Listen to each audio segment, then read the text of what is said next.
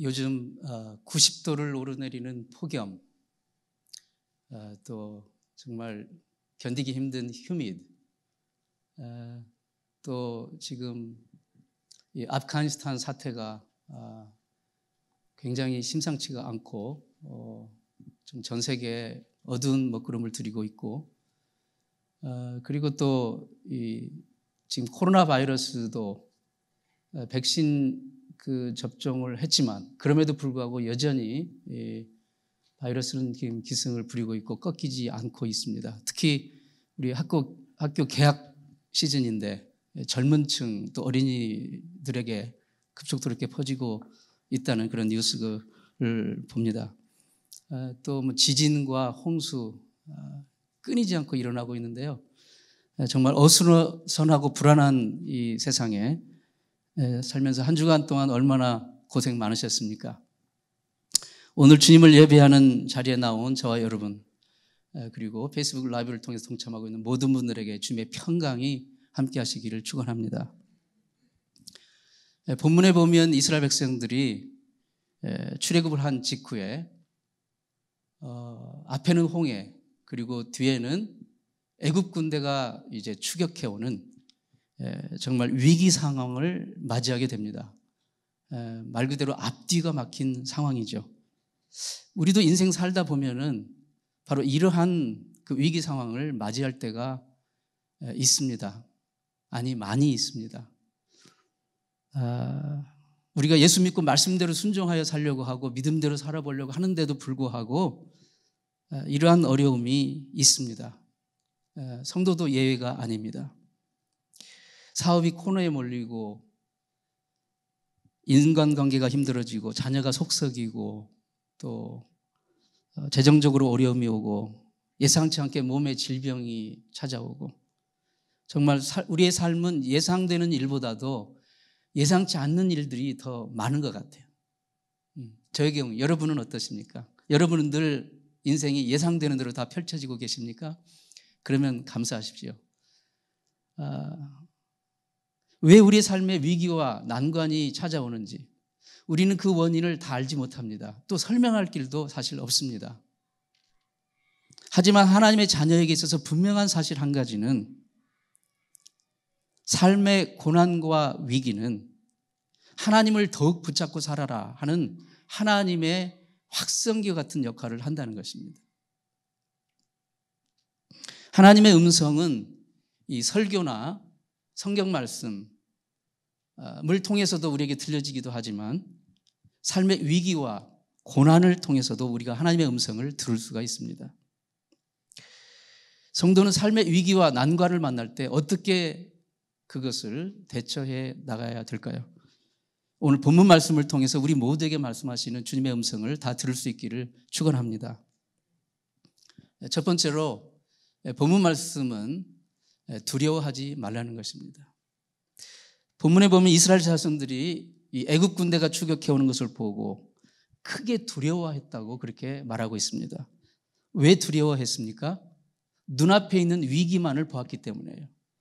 홍해를 보고 뒤에 추격해 오는 애굽 군대만을 보았기 때문에 두려움에 빠진 것입니다.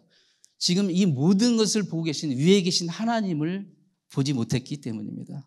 성도는 어려울 때 위기라는 눈앞의 환경보다도 오직 위에 계신 하나님을 바라볼 수 있어야 됩니다. 결론부터 말하면 본문의 그 위기 상황 끝에 누가 끝장이 났습니까? 이스라엘 백성들이 끝장났습니까? 아닙니다. 반대로 애굽이 끝장났어요. 애굽이 끝장났습니다. 그처럼 위기 때에도 믿음을 잃지 않고 온전히 하나님을 붙잡을 수 있다면 우리가 끝장나는 게 아니라 위기가 끝장나게 되는 것입니다. 사실 하나님의 자녀에게 있어서 진짜 위기는 뭘까요? 눈앞에 펼쳐지는 어려움과 난관일까요?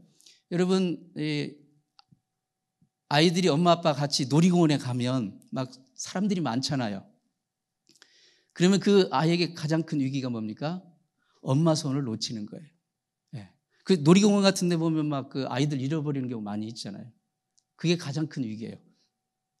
여러분, 성도에게 정말 위기는 눈앞에 펼쳐지는 그런 환경적인 어려움, 물론 그것도 전혀 아니라고는 할 수 없으나 근본적인 위기는 그게 아니라 그런 모든 상황 가운데 우리 시선에서 하나님을 놓치는 겁니다. 우리 손길에서 하나님을 놓치는 것. 그게 진짜 위기인 것입니다. 여러분, 팝 퀴즈 하나 내겠습니다. 성경은 성경인데 하나님이라는 단어가 한 번도 나오지 않는 성경이 어떤 성경책입니까? 잘 아시겠죠? 에스더입니다. 에스더 책. 성경 66권 가운데 이 에스더는 하나님이라는 단어가 한 번도 나오지 않아요. 그런데도 그 어떤 책보다도 강력한 하나님의 손길을 느끼게 해주는 그런 위대한 책입니다. 본문 이 에스더 책에 보면 페르시아 제국의 제2인자 하만이라는 2인자가 나옵니다. 근데 이 사람이 아주 반유대적이에요. 그래서 유대인들을 이제 그 지상에서 완전히 말살시키기 위해서 이제 계획을 세웁니다. 그 첫 번째 단계로 유대인의 수장격인, 유대인의 가장 리더격인 모르드게라는 아주 영향력 있는 유대인을 제거하려고 합니다. 그를 제거하기 위해서 높은 장대를, 높은 이 포를 세웁니다. 거기에 매달려고. 그런데 이 역시 결론부터 말씀을 드리자면 어떻게 되었습니까? 그 장대에 누가 달렸습니까? 하만이 달린 게 아니라, 모르드게가 달린 게 아니라 하만 본인이 달린 것입니다. 성도는 하나님, 위기 상황에서 하나님을 붙들면 우리가 끝장나는 게 아니라 위기가 끝장나는 것입니다. 어떻게 되었습니까? 그 왕비 에스더를 비롯해 유대인 전체가 마음과 뜻을 합해서 3일 동안 물도 마시지 않고 금식하며 하나님의 간섭하심을 구했어요. 그럴 때 하나님의 놀라운 방법으로 바로 하나님은 이스라엘을 구하시고 위기를 끝장내신 것입니다. 그래서 하나님 안에서 성도가 겪는 이 위기는 어쩌면 하나님의 놀라운 능력을 경험하는 바로 기회라고 할 수가 있는 것입니다. 어떤 조종사가 경비행기를 몰고 낮은 고도로 이렇게 날면서 이 밑에 펼쳐진 경치를 이렇게 여유롭게 구경하며 조종을 하고 있었습니다. 그런데 갑자기 엔진 쪽에서 찍찍거리는 소리가 들린 거예요. 조종사의 직감으로 이건 분명히 엔진 파트 어딘가에 짐승이, 그것도 아마 쥐가 들어가 있을 것이라는 딱 그게 오는 거예요. 찍찍 소리도 그렇고. 순간적으로 두려움이 엄습합니다. 굉장히 혼란스럽습니다. 긴장합니다. 만약에 이 쥐가 그 엔진의 이 전선들이 다 중요하잖아요. 그 하나라도 잘못 건들거나 잘못 이렇게 문다면 치명적인 사고가 발생할 수 있다는 것을 알고 있기 때문에 이게 두려움이 온 거예요. 그런데 그는 잠시 생각합니다. 어떻게 할까? 어떻게 할까? 그때 그는 산소 마스크를 낍니다. 산소 마스크를 끼고 이 경비행기가 올라갈 수 있는 가장 높은 고도로 높이 올라갔어요.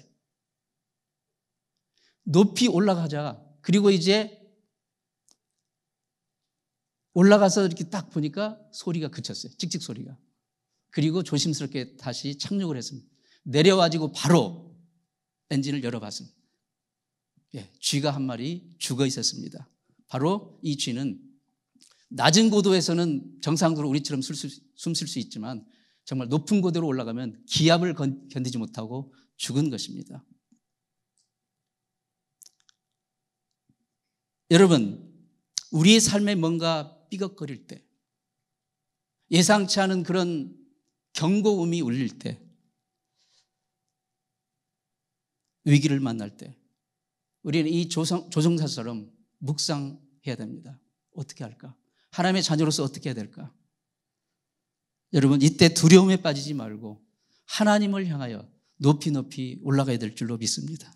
기도의 자리로 올라가야 될 줄로 믿습니다. 성전을 향하여 주님을 예배하는 자리로 올라가야 될 줄로 믿습니다.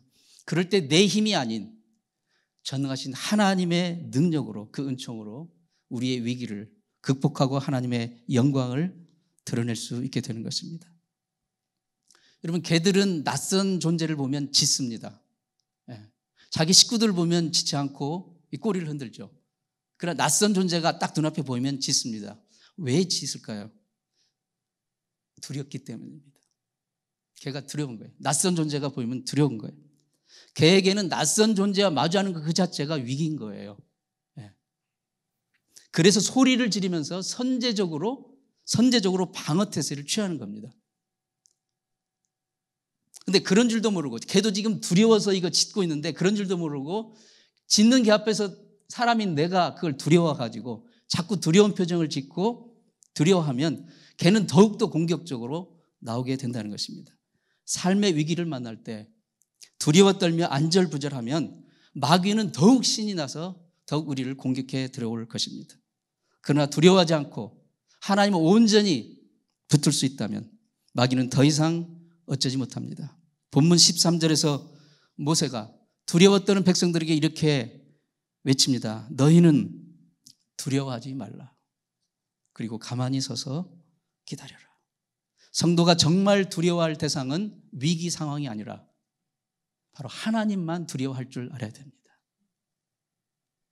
두 번째로 오늘 본문을 통해서 하나님 우리에게 말씀하시는 음성은 불평하지 말라는 것입니다. 본문 11절 말씀 보면 이스라엘 백성들이 앞뒤가 막히자 자기들을 출애굽시킨 하나님의 그 능력과 은총을 망각하고 오히려 이렇게 불평하는 거예요. 뭐라고 불평합니까? 그들이 또 모세에게 이르되 아니 애굽에 매장지가 없어서 애굽에 무덤이 없어서 묻을 무덤이 없어서 당신이 우리를 이끌어내어 이 광야에서 우리를 죽게 하는가? 그렇게 불평합니다. 이 말을 들은 모세는 어떨까요? 기분이 속이 상하겠죠. 속이 상해. 또 그 모든 상황을 보시는 하나님 역시 속이 상하셨을 것 같아요. 이것을 보면 성도의 언어 관리가, 특히 위기 상황에서 언어 관리가 얼마나 중요한지를 우리가 보게 됩니다. 위기와 난관의 때에 성도는 입술 관리에 들어가야 됩니다. 굉장히 중요합니다. 왜냐하면 성경에 죽고 사는 것이 혀의 권세에 달렸다고 말하고 있어요. 잠언 18장에. 성경은 말합니다. 말은 축복의 문을 열기도 하고 닫기도 합니다. 하나님은 우리의 입술이 하나님의 뜻대로 아름다운 도구가 되기를 원하십니다. 믿음의 도구가 되기를 원하십니다. 입술은 가장 강력한 그리고 민감한 영적인 무기입니다. 특히 위기일수록 축복의 언어, 믿음의 언어, 감사의 언어를 말해야 됩니다. 하나님은 뭐라고 말씀하셨습니까? 내 귀에 들린 대로 내가 너에게 행하겠다. 너희가 불평을 해서 내게 불평이 들리면 너희들이 불평하는 그대로 해주겠고 너희들이 나에게 감사의 말, 찬양의 말, 세워주는 말을 하게 되면 너희들이 한 그대로 내 귀에 들린 대로 내가 너에게 행하겠다라고 말씀하십니다. 마태복음 12장 32절에서 예수님이 말씀하십니다. 또 누구든지 말로 인자를 거역하면 사하심을 얻되 누구든지 말로 성령을 거역하면 이 세상과 오는 세상에도 사하심을 얻지 못하리라. 자, 이 구절을 놓고 보면요. 영원히 용서받지 못할 죄가 어떤 도적질이나 뭐 살인이나 뭐 폭력이나 이런 게 아니라 이 말로 짓는 죄라는 걸 알 수 있어요. 말로 인자를 거역, 말로 성령을 거역하면 영원히 사하심을 받지 못한다. 말이 그만큼 중요하다는 것입니다. 말을 해야 할 때와 하지 말아야 할 때, 그리고 해야 한다면 어떤 말을 해야 될지 그것을 분별하는 성령님이 주시는 지혜가 필요한데 특히 위기 상황에서 더욱 그렇다는 것입니다. 여호수아 6장 10절 말씀 보면 여호수아가 여리고성을 도는 그 이스라엘 백성들에게 아주 중요한 주의사항을 주고 있어요. 뭐라고 말하냐면 너희는 외치지 말며 너희 음성을 들내지 말며 너희 입에서 아무 말도 내지 말라. 그러다가 내가 너에게 명하여 외치라. 그래서 그들은 여호수아의 그 명령을 받아서 매일 한 바퀴씩 6일 동안 도는데요. 입을 굳게 다먹고 침묵하며 돌았어요. 이게 쉽지 않습니다, 여러분. 네. 많은 사람이 모여서 행진하는데 굳게 닫고 침묵하면서 한다는 거. 예. 그 침묵의 시간에 무엇을 하라는 것일까요? 그 침묵의 시간에 하나님이 어떤 분이신지를 묵상하고 하나님이 지금까지 어떤 일을 그들에게 행하셨는지를 묵상하고 앞으로 그분이 어떤 놀라운 일을 행하실지를 묵상하며 기도하며 돌라는 것입니다. 그리고 드디어 7일째 되는 날 여호수아가 라고 할 때 마음과 뜻을 다해서 있는 힘을 다하여서 함성을 질렀습니다. 그때 여리고 성벽이 와르르 무너진 것입니다. 입술을 적시에 닫고 적시에 열고 그리고 그 입술을 통하여 선포되는 그 말씀이 하나님 우리에게 주신 그 믿음의 감사의 찬양의 언어를 선포할 때 정말 하나님이 예비하신 놀라운 기적과 축복과 승리의 역사가 일어나게 되는 줄 믿습니다. 자, 그렇다면 우리가 이 말을 어떻게 아름다운 정말 창조의 언어로 바꿀 수 있을까요? 믿음의 언어로 바꿀 수 있을까요? 성경에서 보면 우리의 말은 마음에서 나온다고 합니다.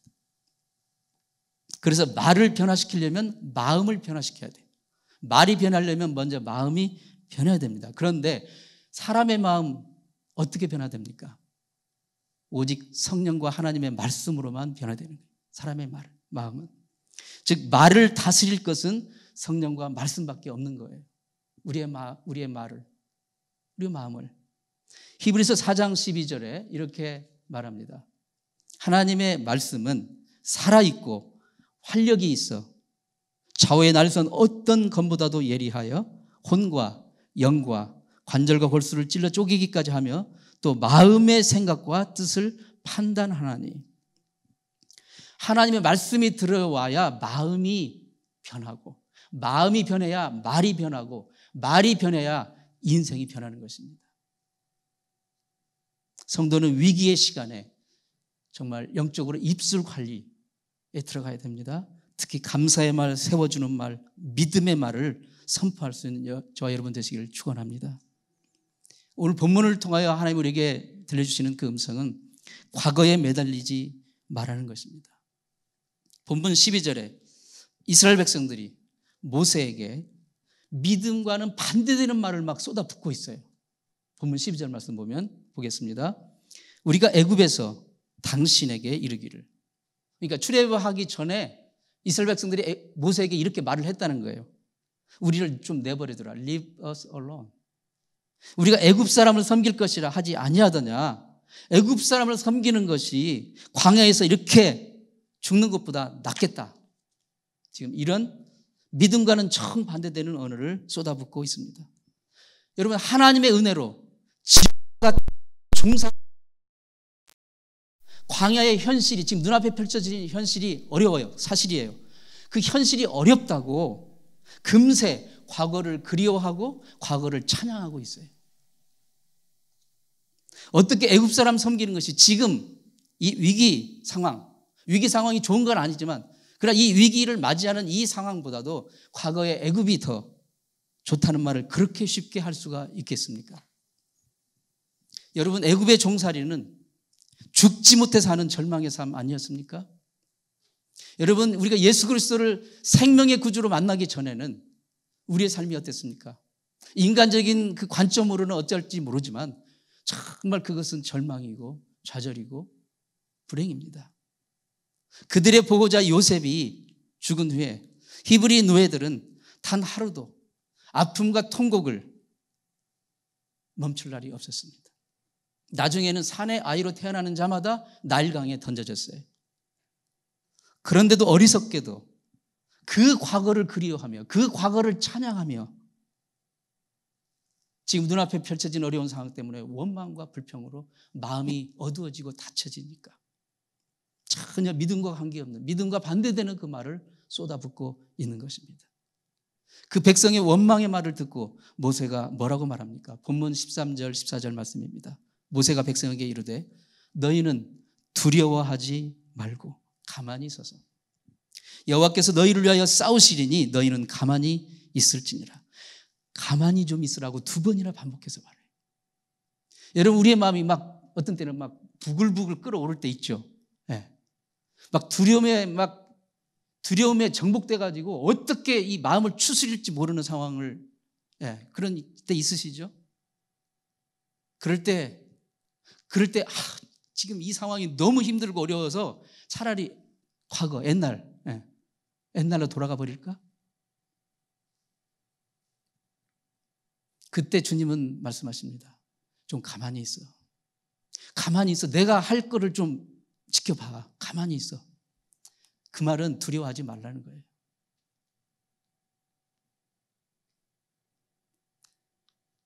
하나님은요, 우리를 통해 일하시기 전에 먼저 우리의 마음을 통해 일하셔요. 우리의 마음을 먼저 이렇게 정리전도를 먼저 하셔요. 마음이 다스려지지 않으면 절대 일을 추스릴 수가 없어요. 네. 그렇죠. 여러분, 가족에서 집안에서 어려운 일을 만났을 때 막 다 우세두세하고 막 어떻게 할지 모르고 할 때 정말 그 가장이 해야 될 일은 뭐예요? 야, 좀 가만히 있어봐. 가만히 있어봐. 마음을 우선 좀 추스리자. 냉수 한 잔 마시고. 그러잖아요.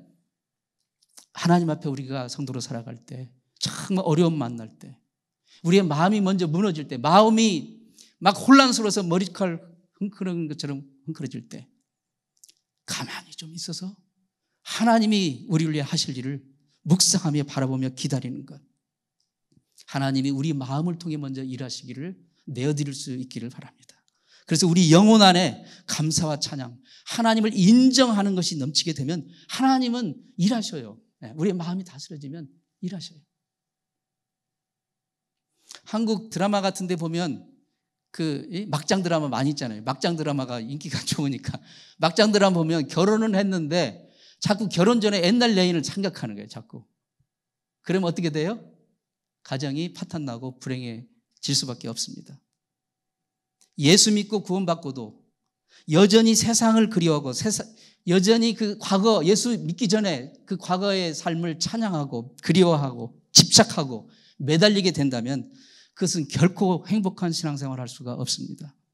기독교 신앙의 가장 큰 특징은 예수 안에서 앞을 바라보고 나가는 것입니다.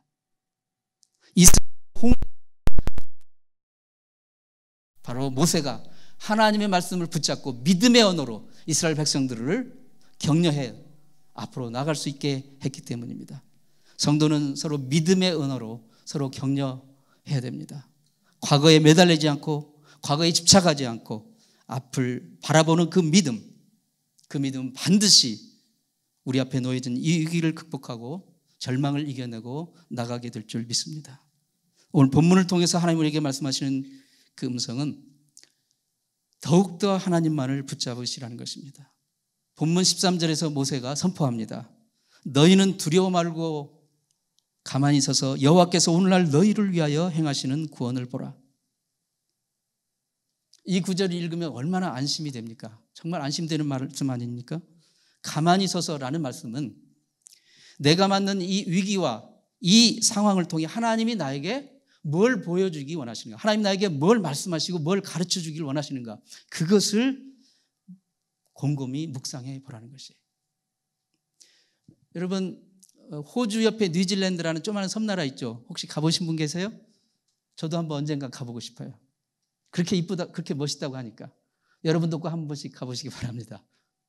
뭐 제가 뉴질랜드 홍보대사는 아니지만 하도 그림을 보니까 너무 멋있는 거예요. 지상낙원. 네. 조그만 섬인데 거기에는 그 새들이 날지 못하는 새들이 그렇게 많대요. 새인데. 네. 왜 그렇게 날지 못하는 새들이 많을까? 지금 이게 화면에 나오는 이 새도 날지 못하는 새 중에 하나래요. 이게 꾸구부정하니 벌써 절망에 빠진 것 같지 않습니까? 날지 못하고. 왜 그러냐면 이제 과학자들이 이제 그 동물학자들이 분석을 해보니까 이들이 날지 못하게 된 그 연유가 이들을 공격하는 천적이 없대요. 새를 공격하는 천적이 별로 없다는 거예요. 천적이. 내추럴 에너미. 이게 천적이 없어요. 그리고 심지어 그 뉴질랜드에는 뱀조차도 독이 있는 뱀이 별로 없대요. 그러니 새는 어쨌든 공중을 나는 이유가 먹이를 찾기 위한 거 아닙니까? 근데 굳이 날지 않아도 천적도 없지, 뱀도 물지 않지, 독도 없지. 그냥 땅에서 이게 기어다니면 먹을 걸 다 찾을 수 있어요.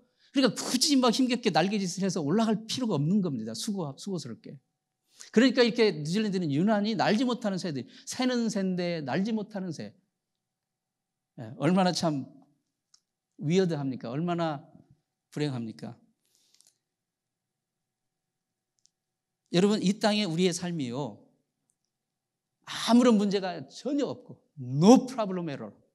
그리고 모든 게 늘 편하고 아무 걱정거리 없고 아프지도 않고 모든 게 뜻대로 다 된다면 여러분, 과연 우리가 정말 천국의 소망을 간절히 사모하게 될까요? 솔직히? 네.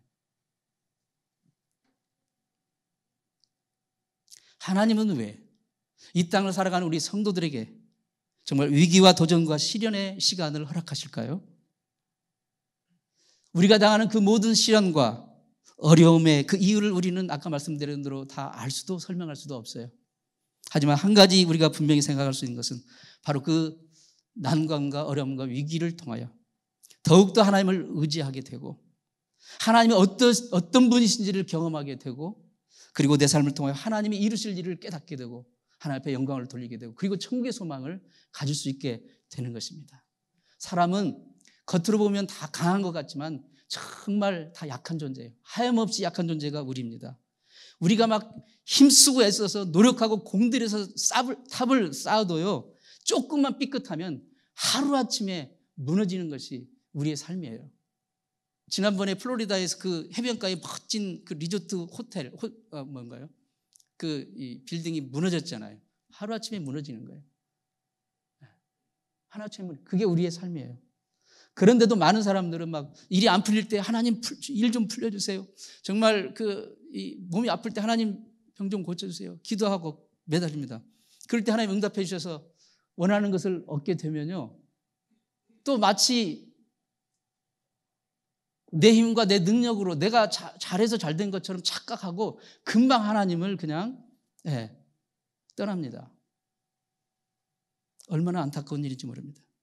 진정한 하나님의 사람은, 진정한 성도는 어려울 때도 하나님 붙들고 건강이 없을 때도 하나님 붙들고 건강이 회복되어도 일이 잘 되고 응답 받았어도 더욱더 하나님 앞에 나오고 하나님을 붙드는 사람이 진정한 하나님의 사람입니다.